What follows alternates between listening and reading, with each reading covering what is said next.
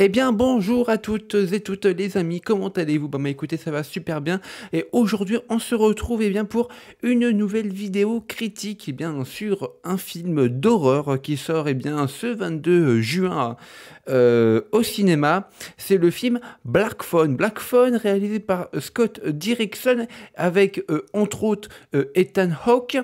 Et bah c'est un film réalisé par le réalisateur de Doctor Strange premier du nom et Sinister, Sinister qui est un film d'horreur, mon film d'horreur tout simplement préféré au final, hein, voilà, même si on a une suite Sinister 2 totalement aux F, et on aura un premier film complètement what the fuck, et ça j'adore, et c'est ça que j'adore dans ce Sinister, réalisé donc par Scott Derrickson, et donc il revient pour ce petit film d'horreur, Black Phone, où c'est l'histoire d'un adolescent de 13 ans qui est enlevé par un tueur sadique qui l'enferme dans un sous-sol insonorisé où ses poumonnets n'est pas d'une grande utilité, hein. Un téléphone noir, donc un Black Phone, sera donc accroché au mur et des choses vont se passer. C'est un film très intéressant. C'est parti les amis pour ma review.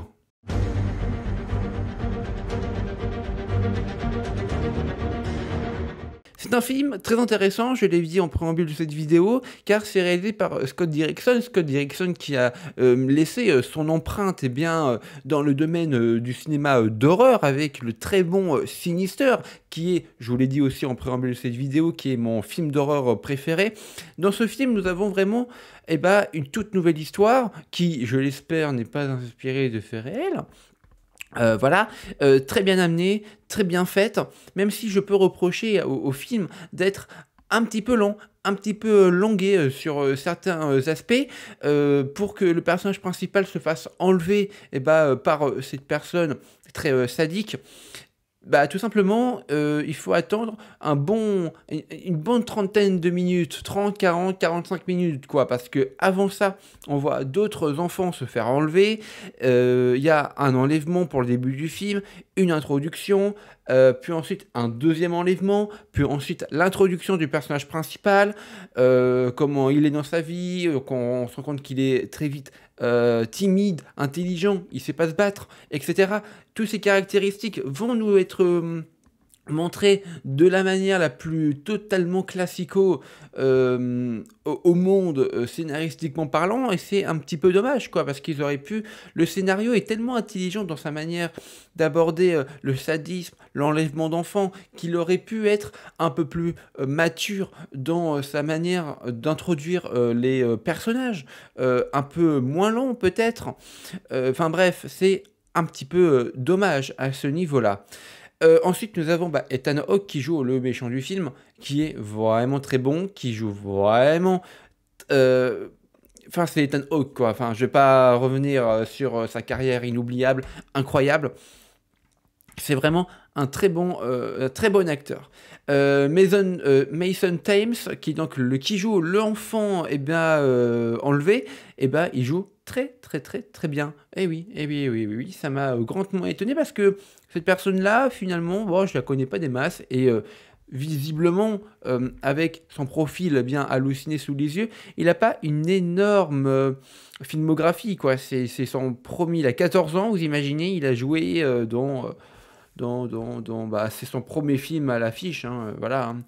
Ouais, je vois ça sur son profil halluciné, effectivement, c'est bien son premier film en tant que personnage principal, et je trouve franchement qu'il le joue super bien. C'est un très bon acteur à en devenir. Voilà, je trouve que le film raconte une très bonne histoire, c'est très bien écrit malgré quelques longueurs, des personnages principaux très bien faits. La mise en tension aussi est vraiment bonne. La mise en scène, elle est bonne aussi, même si je trouve que c'est par moments un peu tiré par les cheveux, parce qu'au bout d'un moment, la loi de la gravité n'est plus du tout respectée. C'est un peu bizarre, mais ok. Et je trouve qu'il fait un peu trop sombre. Dans l'étalonnage, je ne sais pas trop ce qui s'est passé, mais bon. C'est dommage, je trouve. C'est un peu trop sombre. Mais bon, voilà, c'est pour donner ce côté horreur et horrifique, évidemment, mais je trouve que voilà, c'est un peu tiré par les cheveux. Et bah écoutez, les amis, c'est un très très bon film d'horreur, très bien amené, très bien écrit, malgré ses petites faiblesses, avec de bons acteurs. Moi, personnellement, j'ai pas grand chose à raconter, pas grand chose à dire. J'ai adoré. Sincèrement, c'est flippant, c'est bien fait, on s'y prête au jeu, on rentre dans le jeu des acteurs. Et bah c'est ça qu'on demande finalement pour un film d'horreur. Surtout un film d'horreur, c'est vrai que c'est compliqué d'écrire. Voilà, donc ça va pas être un film à screamer, à jumpscare, hein. Ne vous attendez pas à ça, même s'il y en a quelques-uns, mais ne vous attendez absolument pas à un truc comme ça. Et c'est ça finalement toute la richesse et toute la force du film. Et ben voilà les amis, j'espère que cette vidéo critique et bien sûr Black Phone réalisée par Scott Derrickson vous aura plu. N'hésitez pas à liker, à commenter, à partager. Ça sort dès mercredi 22 juin au cinéma. Ciao tout le monde!